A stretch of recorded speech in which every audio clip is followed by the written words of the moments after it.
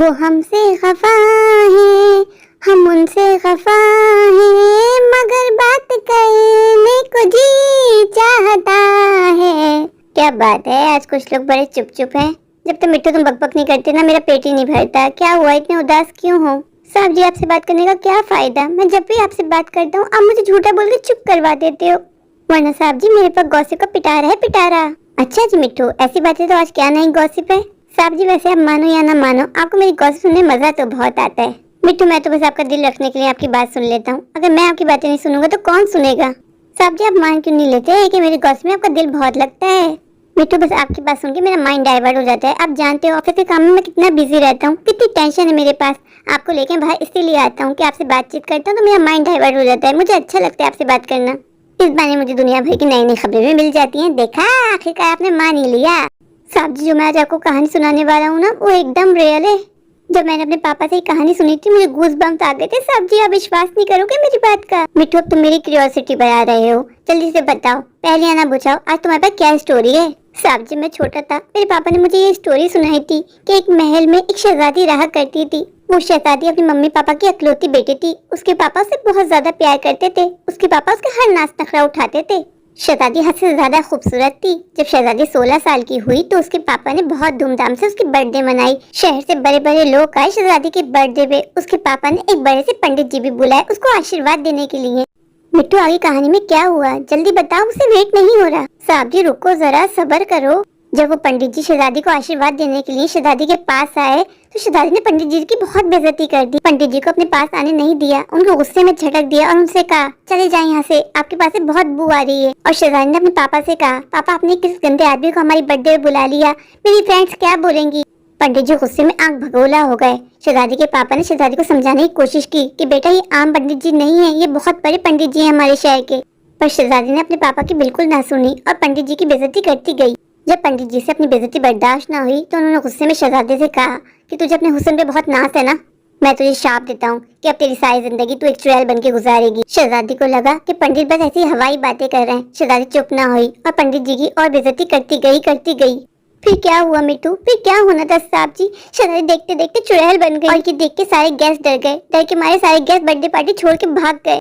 जब शहजादी ने अपने आप को आईने में देखा तो शहजादी चीख चीख के रोने लग गई कि पापा, ये मेरे साथ क्या हो गया, ये मैं कैसी हो गई पापा? शहजादी के पापा ने शहजादी को कहा, इसलिए मैं तुमसे कहा करता था कि हर किसी के साथ बदतमीजी मत किया करो। मैंने तुम्हें कितनी समझाने की कोशिश की कि बेटा, वो कोई आम पंडित नहीं है, वो हमारे शहर के जाने माने बड़े पंडित है, पर तुमने मेरी एक ना सुनी, तुम्हें बस उसी की सजा मिली है बेटा। फिर शहजादी ने अपनी माँ से कहा, माँ, अब मेरा क्या होगा? अब तो मेरे सारे दोस्त मुझसे दोस्ती तोड़ देंगे, हर कोई मुझे देख के डर जाएगा। माँ, मैं अपना सारा जीवन इस चुड़ैल के रूप में कैसे गुजारूंगी? मुझसे तो कोई शादी भी नहीं करेगा। माँ, मैं जीना नहीं चाहती माँ, मैं मर जाना चाहती हूँ। फिर शहजादी के मम्मी पापा ने शहजादी को बहुत समझाने की कोशिश की कि बेटा, हिम्मत मत हारो, हम देखते हैं कि अब क्या किया जाए। फिर दूसरे दिन शहजादी के पापा पंडित जी के पास गए, उनसे मुलाकात करनी चाहिए तो उनको पता चला कि पंडित जी 2 महीने के लिए शहर से बाहर गए हैं। शहजादी ने कॉलेज जाना छोड़ दिया। शहजादी के दोस्तों ने शहजादी के साथ दोस्ती खत्म कर दी। शहजादी ने अपने आप को कमरे में बंद कर लिया। साहब जी, इसी तरह देखते देखते 6 महीने बीत गए पर पंडित जी की कोई खबर ना आई। शहजादी अपने आप को यूं ही आईने में देख देख के रोती रहती कि ये मेरे साथ क्या हो गया, मैं अपना बाकी जीवन इस चुड़ैल के रूप में कैसे गुजारूंगी। फिर 1 साल के बाद शहजादी के पापा को पंडित जी मिले। शहजादी के पापा ने पंडित जी के आगे हाथ पांव जोड़े और उनसे कहा, प्लीज अपना शाप वापस ले लीजिए, मेरी बेटी को माफ कर दीजिए, मेरी बेटी नादान है, मेरी बेटी को फिर से पहले जैसा कर दीजिए। फिर क्या हुआ मिट्टू, फिर क्या होना था साहब जी? आगे से पंडित जी ने कहा कि अब ऐसा मुमकिन नहीं है। फिर शहजादी के पापा ने पंडित जी से पूछा कि ऐसा मुमकिन क्यों नहीं है, आपने तो उसको शाप दिया था, आप अपना शाप वापस ले लीजिए। पंडित जी ने शहजादी के पापा से कहा कि आपकी बेटी को शाप मैंने दिया था पर ये शाप मैं वापस नहीं ले सकता।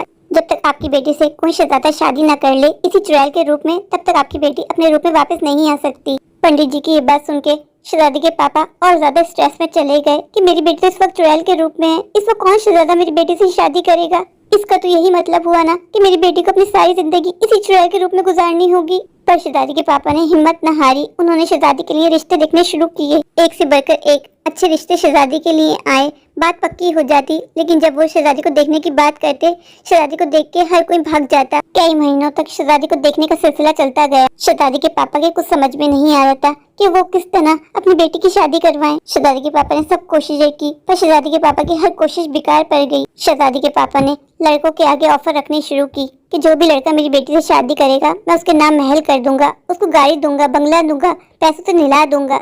जैसे ही शहजादी का रिश्ता पक्का होता, शहजादी के पापा को एक उम्मीद होती कि अब मेरी बेटी की शादी हो जाएगी तो मेरी बेटी पहले जैसे रूप में वापस आ जाएगी। पर जब लड़के के घर वाले शहजादी को देखने की बात करते, जब शहजादी उनके सामने आती तो वो डर के रिश्ते के लिए मना करके चले जाते। साहब जी, इसी तरह महीनों बीत गए। एक के बाद एक रिश्ते वाले शहजादी को देख के मना करके चले जाते। शहजादी को विश्वास हो गया था कि अब मेरी शादी कभी नहीं होगी, मुझे अपना पूरा जीवन यूं ही चुड़ैल के रूप में गुजारना होगा, कोई भी लड़का मुझसे शादी नहीं करेगा। ये सोच के शहजादी बहुत ज्यादा उदास हो गई और चुपके से महल से बाहर निकलकर जाके बाग में बैठ गई और अपनी लाइफ के बारे में सोचने लगी कि अब मेरा क्या होगा, मेरे जीने का क्या फायदा। इस तरह जीवन गुजारने से अच्छा है कि मैं सुसाइड कर लेती हूँ। मैं अपने मम्मी पापा पे बोझ बन गई हूँ, मेरी वजह से मेरे मम्मी पापा की लाइफ भी खत्म हो गई है, मुझे अब जीना ही नहीं है। शहजादी अपनी जिंदगी खत्म करने के बारे में सोच ही रही थी कि इतने वहाँ बाग में एक शहजादा आया और शहजादी के पास आके बोला, क्या मैं आपके पास बैठ सकता हूँ, कुछ बातें कर सकता हूँ। शहजादी अपनी सोच में गुम थी। पहली बार में उसने जवाब नहीं दिया। फिर शहजादी ने फिर से शहजादी से पूछा, क्या मैं आपके पास बैठ सकता हूँ। फिर जब शहजादी ने शहजादी की तरफ देखा तो शहजादा उसको देखता रह गया। शहजादी ने शहजादे से पूछा, आपको मुझे देख के डर नहीं लगा, आपको मुझे देख के खौफ नहीं आया। शहजादी ने शहजादी को देख के कहा कि आपको देख के मुझे बिल्कुल डर नहीं लगा। शहजादी ने शहजादी से फिर से इजाजत मांगी, क्या मैं आपके साथ बैठ सकता हूँ, आपके साथ दो चार बातें कर सकता हूँ। शहजादी ने शहजादी से कहा, आप बैठ जाइए, मुझे कोई प्रॉब्लम नहीं है। फिर शहजादी ने शहजादी से पूछा, आप बहुत ज्यादा उदास हैं, क्या मैं आपकी उदासी की वजह जान सकता हूँ। फिर शहजादी ने शहजादी को पूरी दास्तान सुनाई और शहजादी को बताया कि मेरी बर्थडे पे मेरे साथ क्या हुआ। फिर शहजादी ने शहजादी को बताया, पंडित जी ने कहा है कि वो अपना शाप वापस नहीं ले सकते, मैं जब तक अपने रूप में वापस नहीं आ सकती जब तक कोई शहजादा मुझसे शादी ना कर ले। जैसे ही शहजादे को ये बात पता चली तो शहजादी ने शहजादी से कहा कि मैं आपसे शादी करूंगा। शहजादी की ये बात सुनने के बाद शहजादी हैरान रह गई। शहजादी ने शहजादे से पूछा कि आप मुझसे क्यों शादी करना चाहते हैं, आप मुझे देख तो रही हैं कि मैं देखने में कितनी डरावनी हूँ, मुझे देख के लोग डर जाते हैं, आप मुझसे फिर भी शादी करेंगे। शहजादी ने शहजादी से कहा कि लोग आपका जाहिरी रूप देखते हैं पर मैंने आपका अंदर का दिल देखा है, आपका दिल कितना साफ है, आप कितनी कोमल दिल की हैं, मैं आपसे शादी करना चाहता हूँ। आप बताइए आपके बाबा हुजूर क्या मुझसे शादी करेंगे आपकी। शहजादी ये सुनकर झूम उठी। शहजादी ने शहजादी से कहा, बाबा हुजूर कभी मेरी कोई बात नहीं टालते, जब मैं बाबा हुजूर को बताऊंगी कि आप मुझसे शादी करना चाहते हैं, ये खबर सुन के बाबा हुजूर भी खुशी से झूम उठेंगे। फिर कुछ दिनों में शहजादा और शहजादी की शादी हो गई। शादी की रात ही शहजादी अपने असली रूप में आ गई। शहजादी ने जब शहजादी को शहजादी के असली रूप में देखा तो शहजादा हैरान रह गया। शहजादी तो बला की खूबसूरत थी, हसीन जमील, लंबे बाल।